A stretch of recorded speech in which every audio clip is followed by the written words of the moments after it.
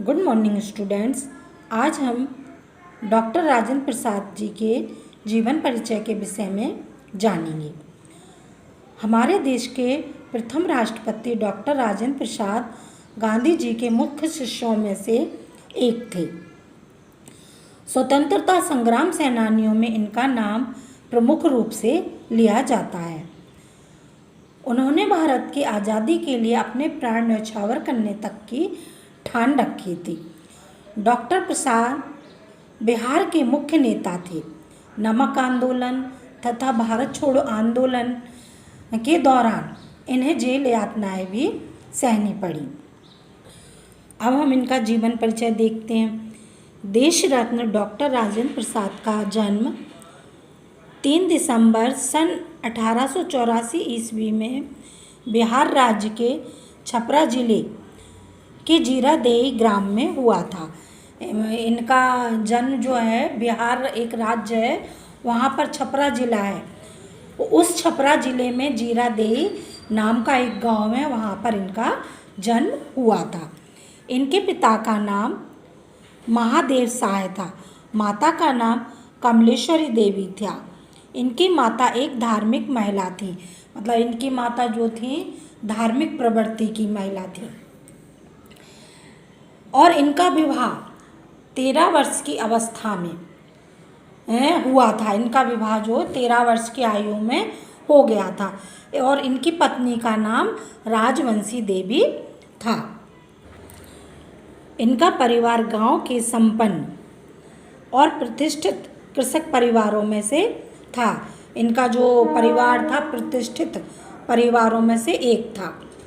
और डॉक्टर राजेंद्र प्रसाद जी की प्रारंभिक शिक्षा जो है गांव के ही एक मौलवी के पास प्रारंभ हुई थी। कलकत्ता विश्वविद्यालय से इन्होंने एमए की परीक्षा उत्तीर्ण की। राजेंद्र बाबू बड़े मेधावी छात्र थे और प्रायः सभी कक्षाओं में इन्होंने प्रथम स्थान प्राप्त किया। जो डॉक्टर राजेंद्र प्रसाद जी जो थे बहुत ही होशियार स्टूडेंट थे, यानी कि छात्र थे, और प्रत्येक कक्षा को उन्होंने प्रथम श्रेणी में उत्तीर्ण किया था।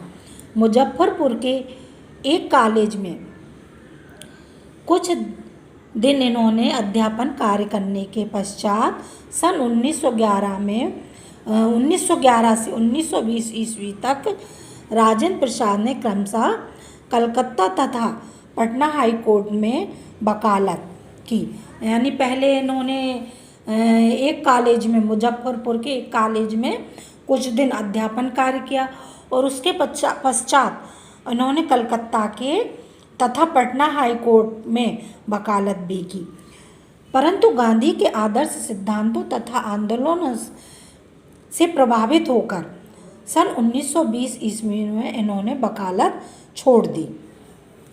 गांधी जी के जो आदर्श थे उनसे ये प्रभावित होकर इन्होंने क्या किया, वकालत को छोड़ दिया और पूर्ण रूप से देश सेवा के कार्य में लग गए।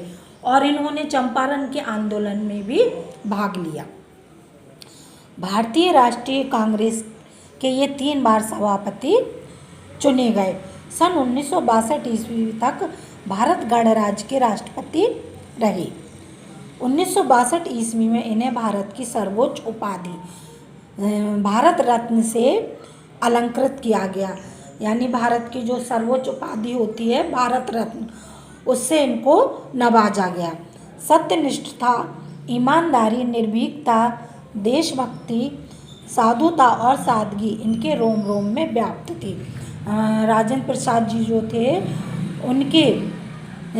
उनमें सत्यनिष्ठता, ईमानदारी, निर्भीकता, देशभक्ति और साधुता इनके रोम रोम में क्या थी, व्याप्त थी। और इनका सोच भी ऐसी थी कि सादा जीवन उच्च विचार। क्या थी इनकी सोच कि सादा जीवन, यानी जीवन कैसा जियो, सादा, और विचारों को कैसे रखो, उच्च। आजीवन हिंदी और राष्ट्र की सेवा करने वाले डॉक्टर प्रसाद की मृत्यु 28 फरवरी सन 1963 ईस्वी को हुई। और अब इसमें आपको मुख्य रूप से क्या याद रखना है, अब इसमें आपको ये याद रखना है कि इनकी मृत्यु 28 फरवरी 1963 ईस्वी को हुई। डॉक्टर राजेंद्र प्रसाद एक कुशल लेखक भी थे। सामाजिक, शैक्षिक एवं सांस्कृतिक विषयों पर इनके लेख बराबर निकलते रहते थे। हिंदी साहित्य सम्मेलन के सभापति पद को भी इन्होंने सुशोभित किया। नागरी प्रचारिणी सभा और दक्षिण भारत हिंदी प्रचार सभा के माध्यम से हिंदी को समृद्ध बनाने में योगदान देते रहे। इन्होंने देश नामक पत्रिका का भी सफलतापूर्वक संपादन किया। अब है इनकी रचनाएं। अब इनकी रचनाओं को देखिए। डॉक्टर राजेंद्र प्रसाद जी ने अनेक विषयों पर अपनी लेखनी चलाई है। इनकी कृतियों का विवरण इस प्रकार से है। नंबर 1, सबसे पहले देखिए भारतीय शिक्षा। क्या है इनकी रचना? भारतीय शिक्षा, गांधी जी की देन, शिक्षा और संस्कृति, मेरी आत्मकथा, बापू के कदमों में, मेरी यूरोप यात्रा। आपने मेरी यूरोप यात्रा को 7th क्लास में भी पढ़ा होगा।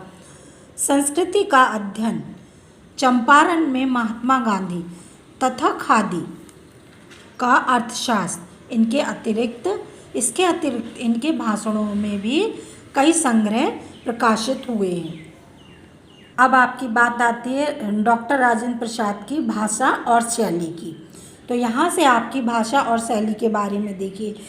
राजेंद्र बाबू की भाषा सहज, सरल, सुबोध, खड़ी बोली है।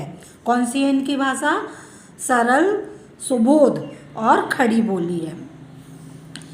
इनकी भाषा व्यवहारिक है, इसलिए इसमें संस्कृत, उर्दू, अंग्रेजी आदि भाषाओं के शब्दों का समुचित प्रयोग हुआ है। मुख्य रूप से इनकी शैली, अब ये शैली है इनकी। शैली कौन सी है? साहित्यिक एवं भाषण, 2 रूप प्राप्त होते हैं। इनकी शैली के कौन कौन से हैं? साहित्यिक और भाषण, ये इनकी 2 शैलियाँ हैं। भाषा कौन सी हो गई इनकी? सरल, सुबोध और खड़ी बोली। और शैली हो गई इनकी साहित्यिक शैली।